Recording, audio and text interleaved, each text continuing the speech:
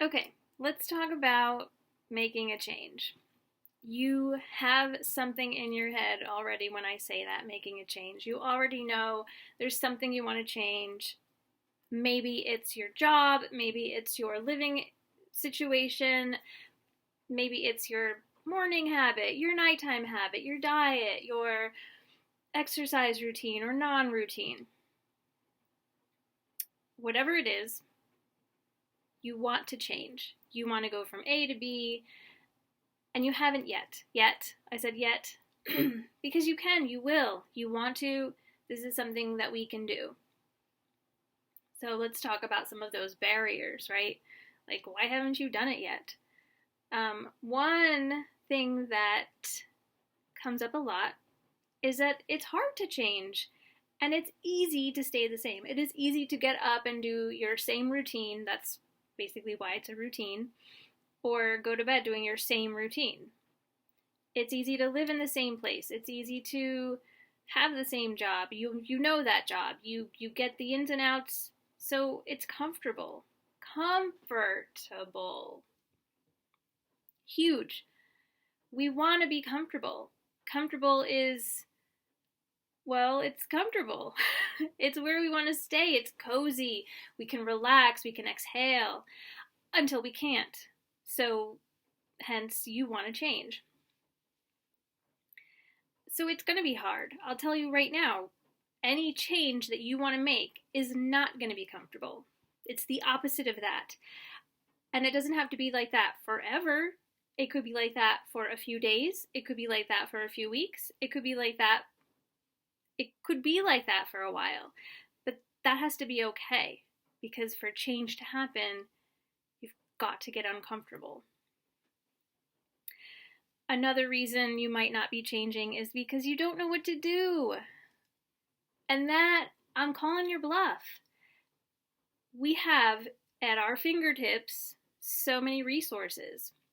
You can Google anything, how to do anything, how to change my job, how to find a new apartment, how to downsize. Anything that you want to do, there are plenty of resources. And if you don't know where to find them, ask somebody. Ask me. I know where to find them. Well, I know where to find some. Let's say you go to the internet, you Google whatever, it will lead you somewhere. Or maybe you're on social media, so you ask a question on Facebook. Hey, how do I change my job? You guys, I'm really wanting to change my job. I got to get out of this place. I want something new. Where can I go? Or what are some ideas? Maybe not Facebook for your job, but you know what I'm saying. Ask your friends. Ask your friend who you are so admirable of and you look up to. Somebody you trust. You know, who isn't going to just be like, ugh, I don't have time, or whatever. The library. I'm just going to say it. Full of resources, guys. And I feel like the libraries that I've been in, you know, they're not that busy. And the librarians are so amazing. They're full of resourceful information. So you don't know what to do? No. That is not an excuse anymore. One other thing that comes up, for me, this has come up, that you don't want to do the wrong thing. You don't want to take the wrong first step. You don't want to go down the wrong new path. You don't want to try the wrong new thing. Well, that's okay. You don't want to be wrong. Who wants to be wrong? That's, not fun.